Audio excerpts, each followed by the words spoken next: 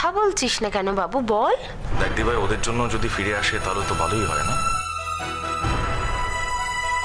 তাহলে যা, এখানে দাঁড়িয়েছিস কেন? ভৈরবপুরে যা, গিয়ে রিকোয়েস্টটা তো কর।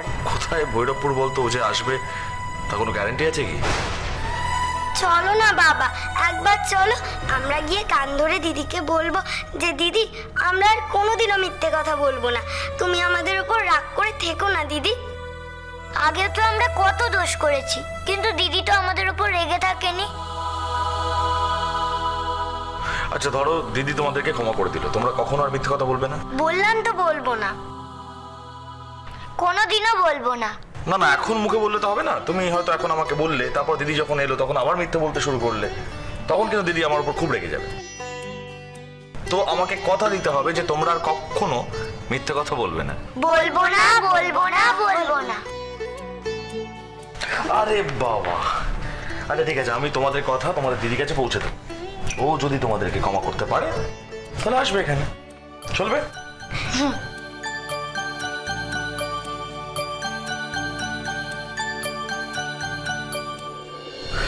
দেখি কথা বলে, আমাকে জাস্ট 10 মিনিট সময় দাও।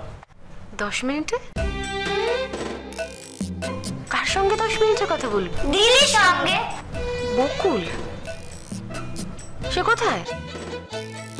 না মানে ফোন করে জিজ্ঞেস করে নেবো। বকুলের ফোন আছে? জানতাম না তো। কি তুতুভুতু? দিদির তো ফোন নেই।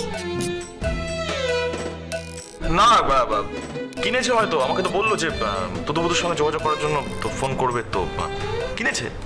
যাক, এইটুকু অন্তত করেছে। তুই এভাবে কেন বলছিস আনন্দী? না ভেবো না, রাত থেকে কথাগুলো বলছি না, ভুল বললাম। আমি রেগে আছি, তবে আগে যে কারণে রেগেছিলাম এখন সে কারণে রেগে নেই। এখন আমার রাগ হচ্ছে বকুলের ওপর, ওর জেদের ওপর। কেন যে এত জেদ করছে?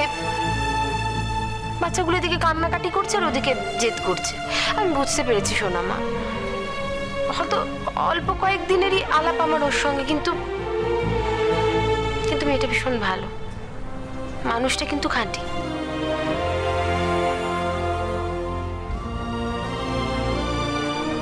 শুধু কেন যে ও বাড়িতে আসতে চাইছে না আমি বুঝতে পারছি না।